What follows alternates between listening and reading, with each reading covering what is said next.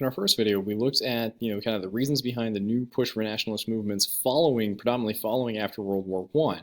And we looked at India and its kind of long-term movements and the actions of, Mahatma Gandhi with, nonviolent protests. So now we're going to shift gears and focus on China and Japan, looking at, China following the end of their final dynasty, and then moving towards communism and kind of the push beyond that. So what China's going on in the interwar years, and then the growth of Japanese imperialism being kind of the third, big group that will unfortunately, be a major cause of World War I. So obviously we'll expand on these ideas in the next two chapters as we talk about World War II with Japan. So talking about World War II and then moving into communism and the Cold War. So to kind of review a little bit on imperialist China. So remember that, or the fall of imperialist China, that the Qing dynasty, the final dynasty, ends in 1911 due to that internal pressure to modernize versus the idea about staying traditional, and also the external, extraterritoriality treaties, the unequal treaties, European spheres of influence that have been kind of putting pressure on China for, at this point, close to 80-ish years, where China has kind of felt the external pressure and had to face a lot of internal revolutions. And that idea about not really expanding, unfortunately, led to kind of an internal collapse of the imperialist system within China. So over the next, 20-ish years or so, from 1911 through about the mid-1912, 15, 20 years, China goes through a transition period where they're trying to become a republic, but, never really fully gains that peace. All right, so while they call themselves, the People's Republic of China or something to that effect, is very much fragmented because you still have outside foreign influence, both European and also Japan. You have regional warlords that have kind of taken up, various territories throughout China that would really, hinder that ability to be completely unified. And so the republic that China becomes, essentially they only control the major urban areas and coastal regions in the central and southern part of the country. So much of the northern part of the country is not theirs. Much of the, more mountainous rural areas are not in their control.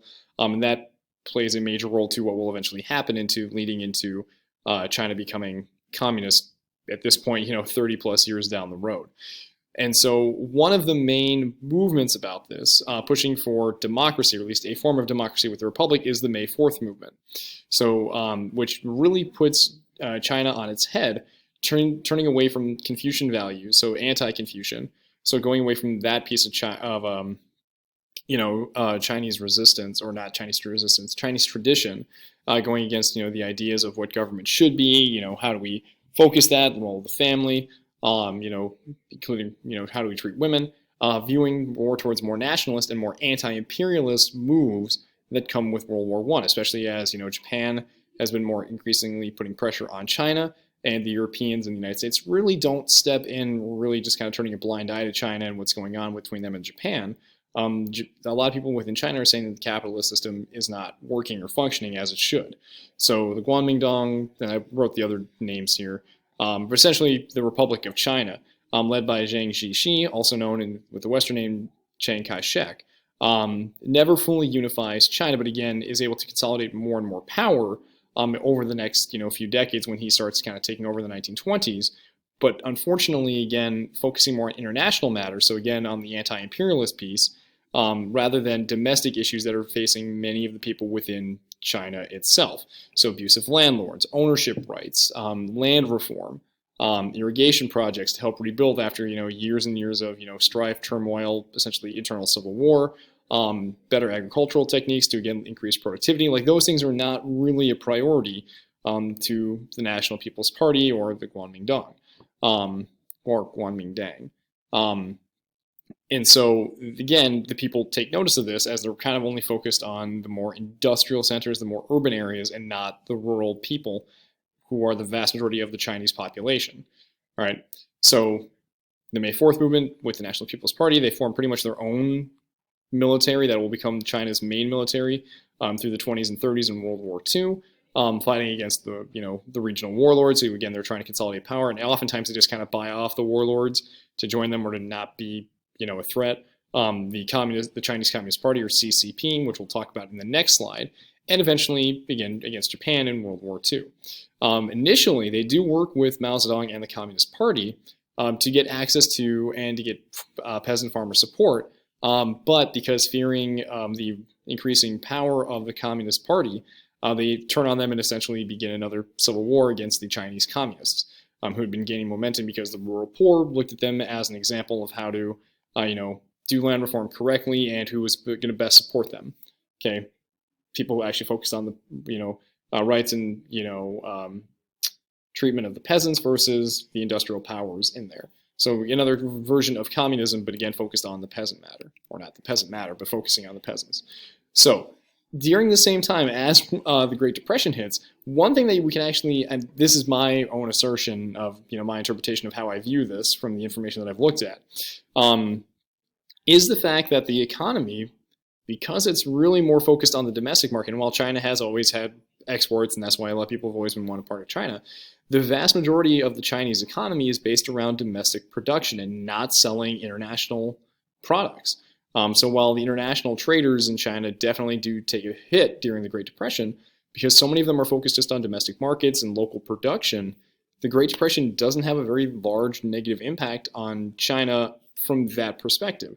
And, and there's a reason I write, thanks to the Qing Dynasty, think about, they want to limit their international trade. So I think in that sense that probably actually paid off for, limiting the damage of the Great Depression within China, similar to Russia cutting itself off, prior to the Great Depression even happening, that they faced less economic consequences. So because they're not tied as much to globalization.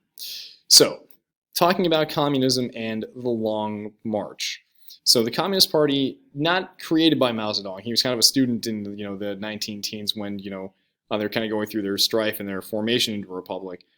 Focused on wanting to improve the life for the peasants, as we said, but also women's equality, in pretty much domestic roles, in the workforce, in political rights, and also to again end imperialism, believing that communism is the best solution to this, not democracy and capitalism. All right, because again they think that capitalism has only really just meant more hardship for China. So Mao believes, and this is kind of contrary to the Lenin and Marxist view, that it's not an industrial workforce that's going to kind of do this, but focus more on the peasants and the farmers, because that's what the vast majority of the people within China are. So while they does believe, in an educated elite, much in the same way as Vladimir Lenin, the switch comes to focusing instead of the workers' rights to the peasant and farmers' rights. And this they see is constantly being exploited by the West and by capitalism, because again of the industrial, think about all those extraterritoriality treaties, everything else with that, and so over time this will gain a lot of followers.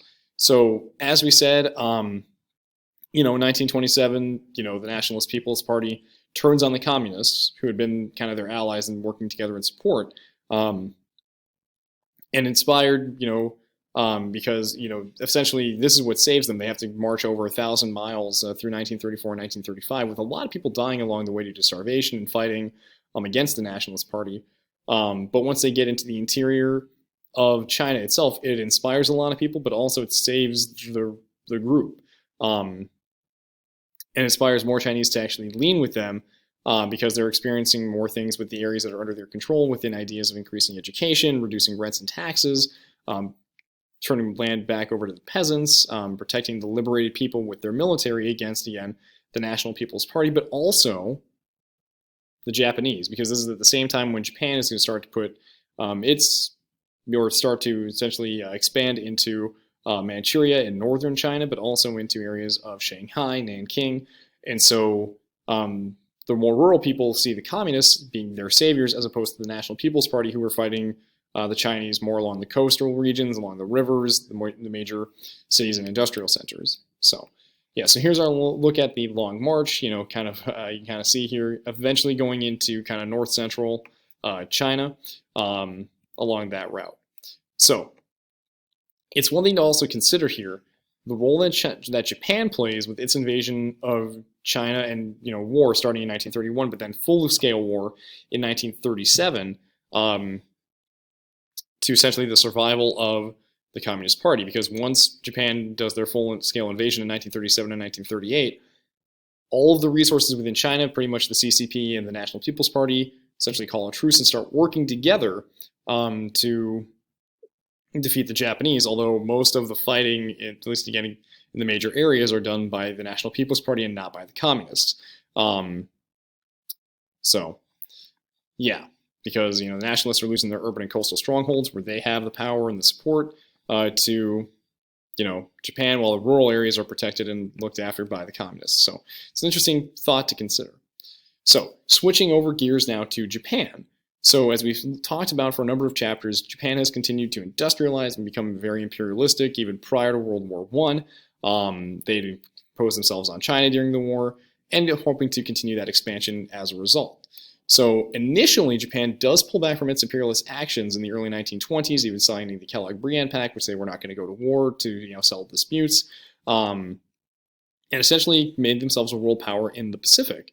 And it made a lot of money trading to their allies and to the usual European-controlled Asian markets. So again, into the Philippines, or not the Philippines, but into India, into Vietnam, into Myanmar, Thailand, and other markets. And so Japan had made a lot of money.